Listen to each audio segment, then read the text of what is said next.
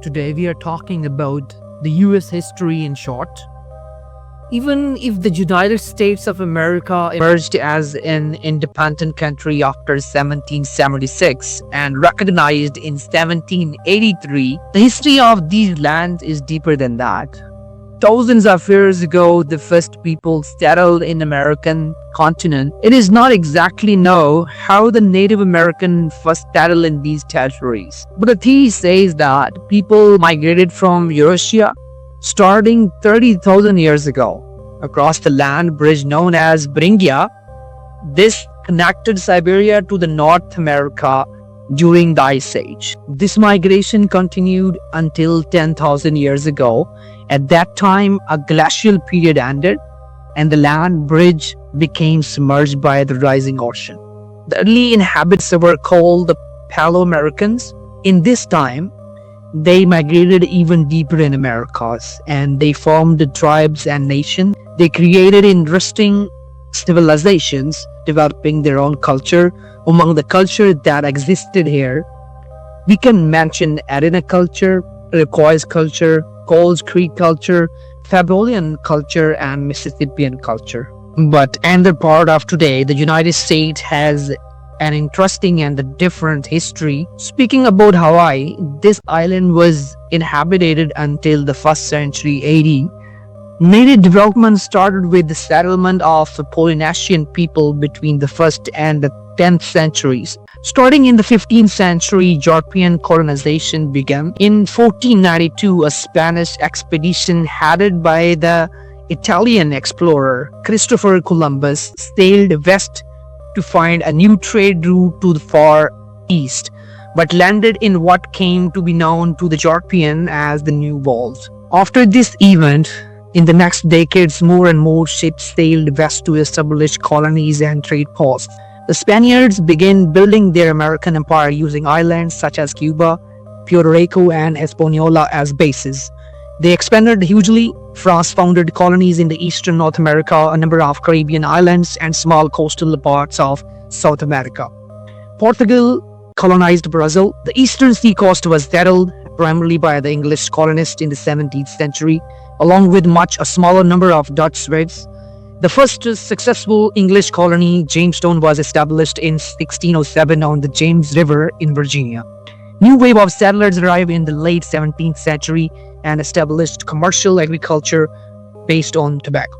Even though there were some conflicts between the Native Americans and English settlers, the colonies managed to expand pretty fast and more people settled. In each of the 13 American colonies had slightly different government structure. In fact, a colony was ruled by a governor appointed from London. This governor controlled the administration and relied upon a locally elected legislature to vote, tax it, and make laws. By the 18th century, the American colonies were growing very rapidly, and as a result of low tax rates, along with ample supply of land and food, this attracted a heavy flow of immigrants. The tobacco and rice plantation imported African slaves for labor from the British colonies in the West Indies. And by the 1770s, African slaves comprised a fifth of the American population. The question of independence from Britain did not arise as long as the colonies needed British military support against the French and Spanish powers. The French and Indian War was an event created by the political development of the colonies. It was also a part of large 7 Years' War. Britain beat French forces and French lost their colonies in the territories in Canada and Louisiana. The war was costly and the Britain needed money. The Britain Parliament passed the Stamp Act of 1765, imposing a tax on the colonies without going through the colonial legislatures. This issue was drawn. Did Parliament have this right to tax Americans who were not represented in it?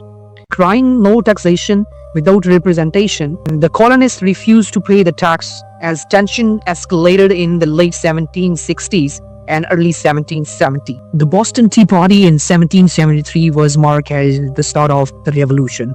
It happened in the town of Boston to protest against the new tax on tea. Parliament quickly responded the next year, which Coercive Act stripped Massachusetts of its historic right of self-government and put it under army rule, which sparked outrage and resistance in all the 13 colonies.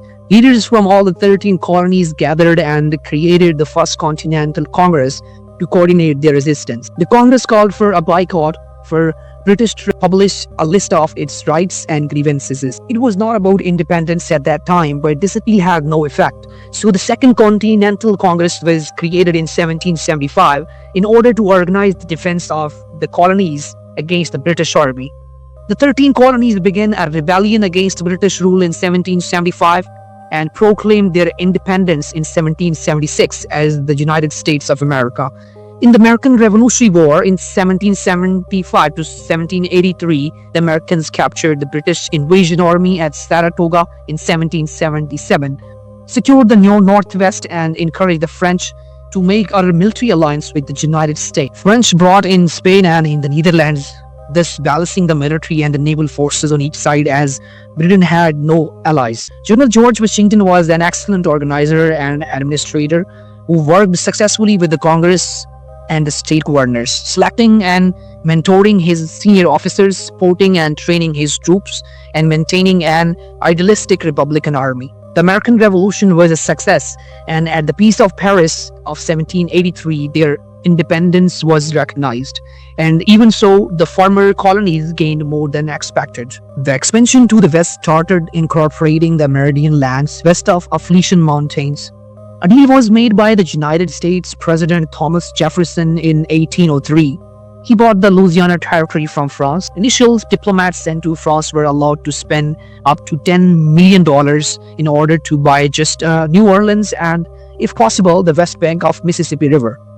But the French government said that for the $5 million more, all of the Louisiana Territory would be sold. The president approved the deals and the US doubled its size. In the middle of the 19th century, some sessions were happening in Texas.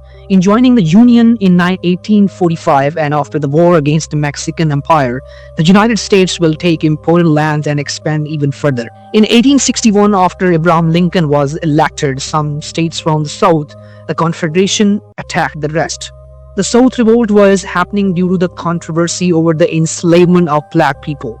In 1860, the United States was led by Abraham Lincoln, supporting banning slavery in all the territories. War broke out in April 1861 when secessionist forces attacked Fort Sumter in South Carolina. After 4 years of war, the Union achieved its victory and the Confederates were defeated. National unity was slowly restored. The national government expanded its power. The 19th century was a period of economic expansion. More and more industries were created and also the accent was put on infrastructure. In 1898, the American-Spanish War is happening. Americans are winning in the short term some battles. And the Treaty of Paris, US is getting Philippines, Puerto Rico, and Guam. At the beginning of the 20th century, World War I started. Even though the US was neutral, but due to the German attacks on their ships and due to their intention to make Mexico join against the US, Americans joined the Allies. After this event, the economy was going very well until the Great Depression, which started in 1929. This event shocked the world and created a base on which the Second World War started. United States joined the Allies after being attacked at Pearl Harbor on 7 December 1941 by the Japanese Empire. Americans fought a distant war in Europe, Pacific, and they provided supplies to Soviets, armed cars, motorized equipments, and food etc. Winning battle by battle in the Pacific, getting closer to the Japanese mainland, and after D-Day in Europe in 1944, the Americans managed to have a great impact and to help a lot in the Allied side. The war ended in 1945.